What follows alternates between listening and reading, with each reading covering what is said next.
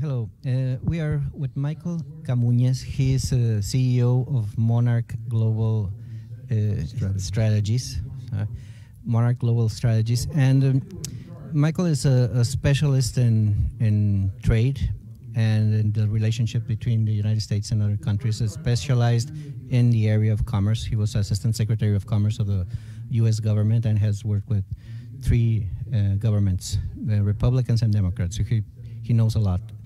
And one of the things that I found very interesting after listening to your speech at the 25th Pathways for Trade conference is the thing about looking into the future and how, independently of what comes out of NAFTA eventually, what our region, Canada, the United States, and Mexico should do is set goals and look into the future, just like China is doing it. Could you just please briefly tell us what is China is doing? It's looking into the future, Sure. And then how could this be applied to our North American region in the near future? Sure. Well, thanks. It's good to be with you. Yeah, basically, China is taking a very Chinese approach to industrial planning. Basically, they're looking ahead to understand where the economy is heading. What are the industries of the future? And they've launched an industrial plan called Made in China 2025, which has as its very explicit goal for China to attain a level of dominance in key industrial sectors, in technology, in artificial intelligence, in machine learning, and other key sectors, advanced manufacturing, telecommunications, with the idea that China wants to move up the value chain from being the place where goods are assembled to a place where goods are invented, and so they have a very long-term view of global trade. Yes, it's a millennial civilization. They've been around several millennia, so that's why they probably have that vision. And in the case of North America, we know that we are competitive. Over a fourth of the global GDP comes from Canada, the United States, and Mexico, and we still could have a bigger share of the global market. But do you think what would be the obstacles for this region to work with a long-term vision, and how could we overcome them? Well, I think it starts with understanding that we have to really embrace North America as a regional platform. I think we have a very narrow-minded view at the moment of national interest, instead of viewing Canada and Mexico as strategic allies and as essential partners to our long-term success and competitiveness. We tend to view them as a threat. Even recently, we've characterized them as a threat to national security with the importation of automobiles or auto parts or steel, which is preposterous. But we've got to change our perspective and really make sure that as a matter of our public policy, we embrace North America as a region and begin to plan as a regional, as a region for how we compete with China and the rest of the world in the future.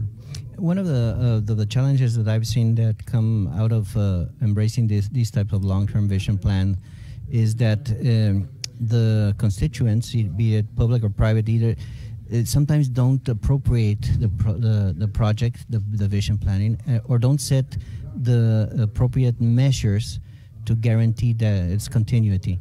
What could public, you've been working for the U.S. government and as a private for over 35 countries, I understand.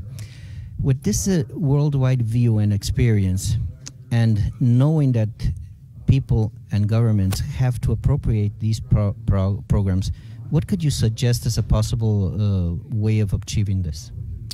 Well, it's tough. I mean, first of all, in our country, of course, we don't do centralized planning, and we very much believe in the strength and ingenuity and innovation of the private sector. So I think the most important thing that we can do is to create a framework, a set of rules, and a framework in which the private sector can operate and grow.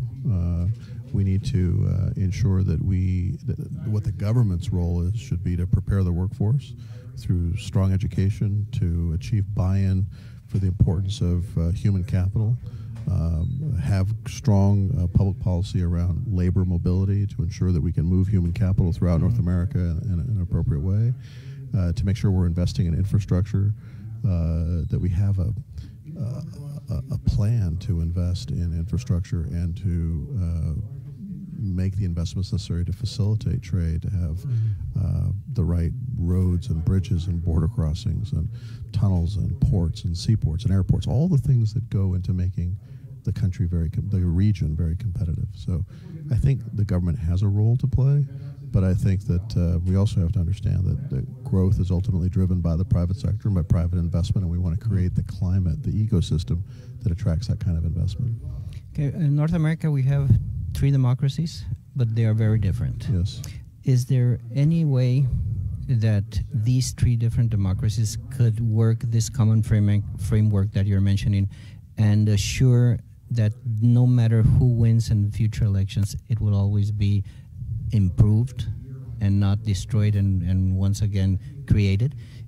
Do you think it's feasible to think about that? You know, I think it's tough. I mean, we have to respect national sovereignty. I don't think anybody is proposing the kind of political integration or even economic integration that you see in Europe.